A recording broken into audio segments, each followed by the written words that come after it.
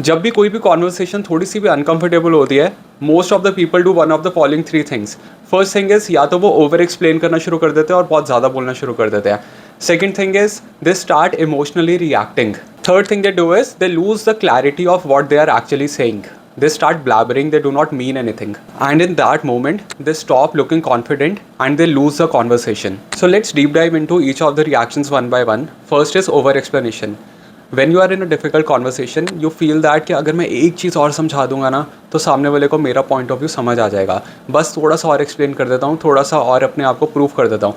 But in reality opposite happens. आप जितना over explain करते हो, सामने वाले को लगता है कि शायद झूठ कह रहा है, शायद क्लैरिटी नहीं है, ये बंदा क्या कहना चाहता है. For example, if you were supposed to attend an event and you couldn't go, and someone asks you why weren't you there, you say, I got late from the office and there was some work and I also got a little headache. You are not saying anything, you are just blabbering things. On the other hand, if you just say, yes, I got some urgent work, got stuck in it, the truth is same, but the explanation is different and the impact is different. So just be clear and don't try to over explain. Now coming to the second point, which is giving an emotional reaction. When someone says you something and it triggers you, the instant reaction is to be defensive. But think about it. The last time when you saw someone lash out or gave an emotional reaction, what did you think? Did you think that they are saying with their heart, or did you think that they are unstable, right? You thought that they are unstable. So that is what an emotional reaction does. It gives a bad opinion about you and people think that you are not stable. So next time when something triggers you, don't give an instant reaction. Maybe take a pause, maybe take some time, have some water and then react calmly. For example, if someone says, you never listen to me, don't give an instant reaction कि मैं तो सुनता हूँ, how can you say that about me, you never listen to me. Instead of saying all that, take a pause and think and maybe say, why do you feel so? So when you don't give an emotional reaction, you do not lose your power and you seem like in control of the conversation. Now coming to the third point, you lose structure of your conversation. For example, if your boss says, why wasn't X work done?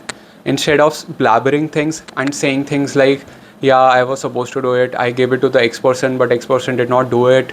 And then you are not saying anything, you are being very unclear. So the easy way is, in most of your personal and professional conversations, you can use communication frameworks. In the last example, you can use a very simple framework called 3 W's, which is what, so what, now what. What is the situation?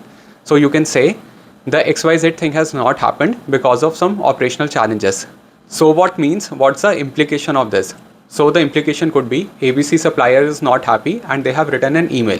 Coming to now what means what resolution you have worked on. Here you can say that मैंने ABC supplier से बात कर ली है and उन्होंने हमें 2 दिन का time दिया करने के लिए and I have aligned vendors to do this thing. Here you see the difference. Instead of just blabbering random things, you are giving a structured outcome, what the problem is, what are the repercussions of it and how are you resolving it. In 3 points you have just resolved the situation and now your boss would be happy with you. So next time you are in a difficult conversation, do not try to win the conversation, react faster or say more. Just try to stay in control and you'll see the difference. Your conversation would rise 10 levels higher.